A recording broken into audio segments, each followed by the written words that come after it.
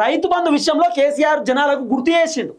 నేను ముఖ్యమంత్రి ఉన్నప్పుడు రైతు బంధు టంక్షన్గా మీ అకౌంట్లో వచ్చేది, రేవంత్ రెడ్డి రైతు బంధు ఇస్తలేడు, రైతులు మోసపోయారు అనేటటువంటి విషయం కేసీఆర్ మొన్న భారీ బహిరంగ సభలో గుర్తు చేసిండు. ఇది ఒకటో అంశం. రైతులకు కూడా అర్థమైపోయింది, అరే మంచో చెడో కేసీఆర్ ఉన్నప్పుడు అన్నీ వస్తుండే, యూరియా బత్తాలు వస్తుండే, రైతు బంధు వస్తుండే, రుణమాఫీ కూడా చేసిండు, పెన్షన్లు కూడా టైంకి వచ్చినాయి.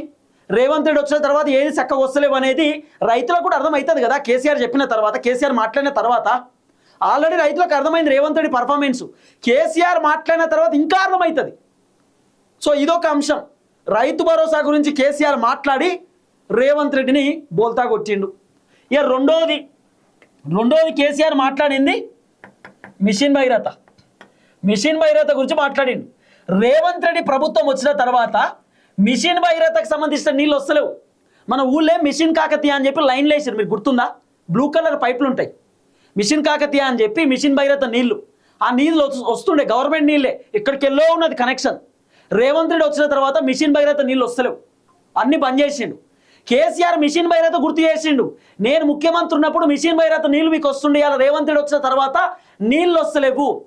ఎందుకు వస్తలేవు అనేది మీరు బాగా అర్థం చేసుకోండి అని కేసీఆర్ జనాలకు అర్థమయ్యేటట్టు చేసిండు, గుర్తు చేసిండు.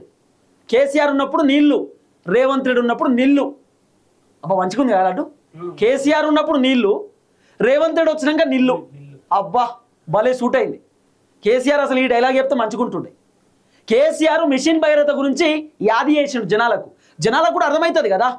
రైతు బంధు ఇస్తలేడు రేవంత్ రెడ్డి, మిషన్ భగీరథ నీళ్ళు కూడా మాకు వస్తలేవు అని చెప్పి జనాలకు కూడా అర్థమవుతుంది. మూడో అంశం కేసీఆర్ ఏం చెప్పిండు తెలుసా? పెన్షన్ గురించి కేసీఆర్ చెప్పిండు. ఏమని?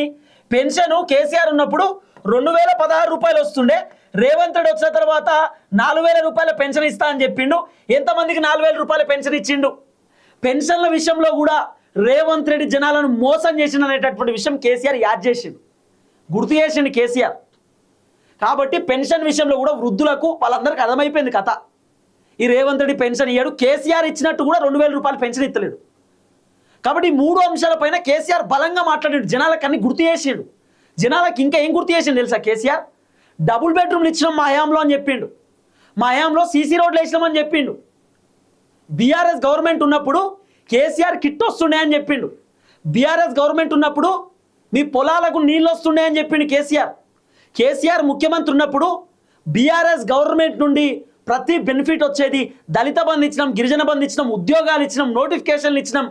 కేసీఆర్ ముఖ్యమంత్రి ఉన్నప్పుడు అనేకమైనటువంటి కార్యక్రమాలు చేసినాం. ఇవాళ రేవంత్ రెడ్డి వచ్చిన తర్వాత ఏం జరిగిందో మీరు అర్థం చేసుకోరు అని చెప్పి కేసీఆర్ చెప్పిన మాట.